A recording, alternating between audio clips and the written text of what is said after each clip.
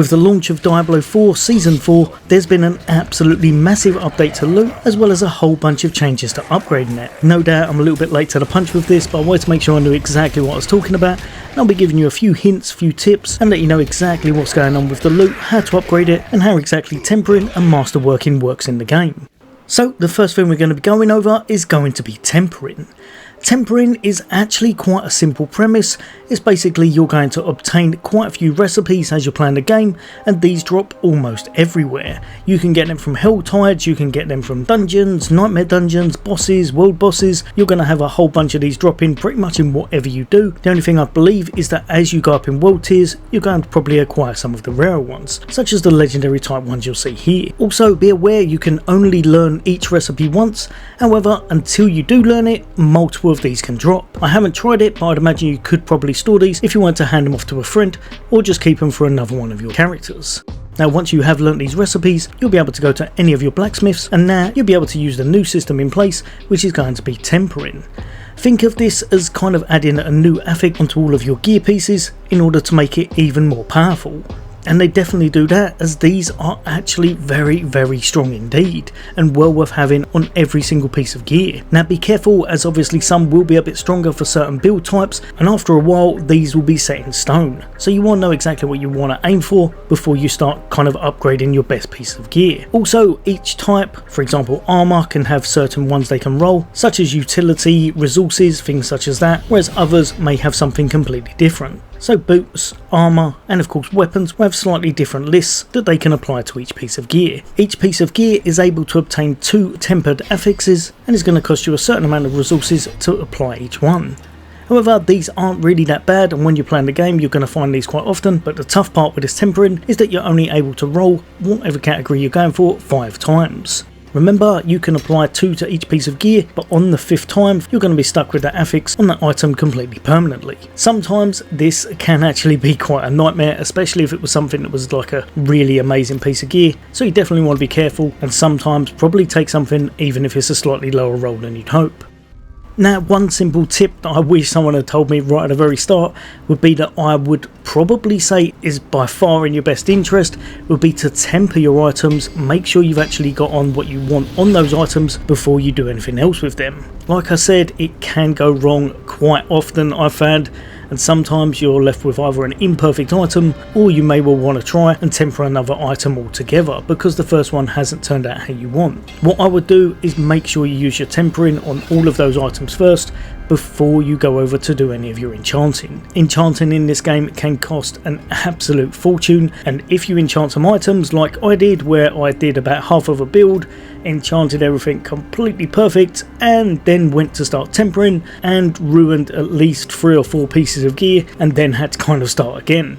But I had no money, so I had to completely farm it all, and the whole thing was just a complete ordeal. So temper your items first, make sure you do that before you go and doing your enchanting, and it should save you a whole bunch of time and effort and a ridiculous amount of money. Next up, and we're going to be going over masterworking.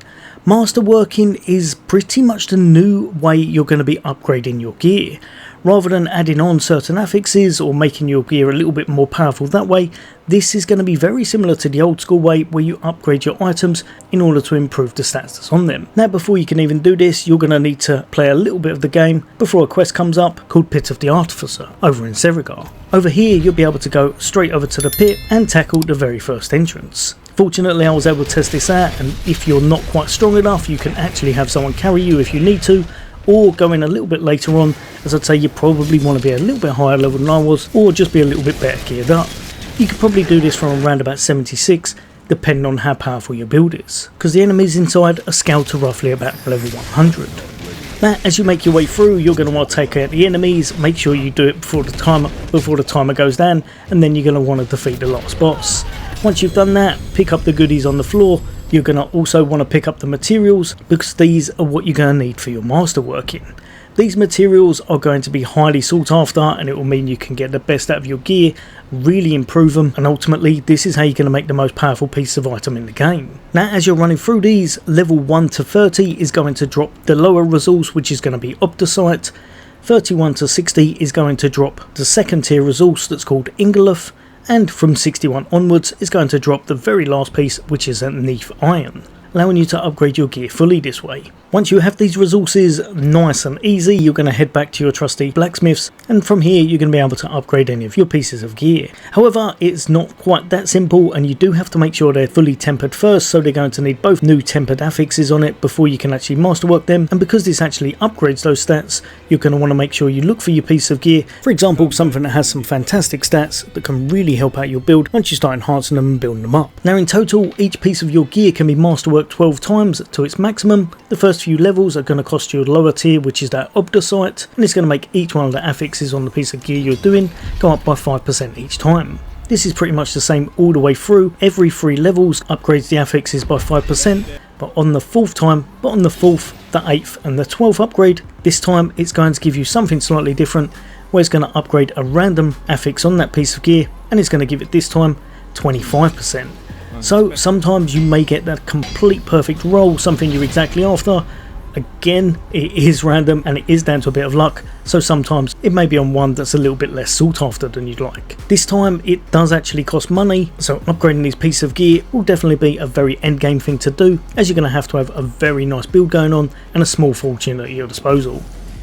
And speaking of small fortunes, if it hasn't actually rolled those 25% on the exact stat you're after, then you could, if you had enough money, completely reset the item back to scratch and try again. Like I said, this is a very late end game. Make sure you've got a whole bunch of money behind you before you start doing this thing, and ultimately you're going to need a lot of luck and a lot of time invested in the game in order to get the most out of this. But if you're after a truly powerful build, it's well worth doing, and it can be a lot of fun to see when you get a truly powerful item rolling exactly as you want. But yeah, hopefully that's helped a few of you guys and girls out. There'll be a lot more content in the way from me, and some build guides soon for a barbarian. As always, All Things Gaming, take care. I'll see you on the next day.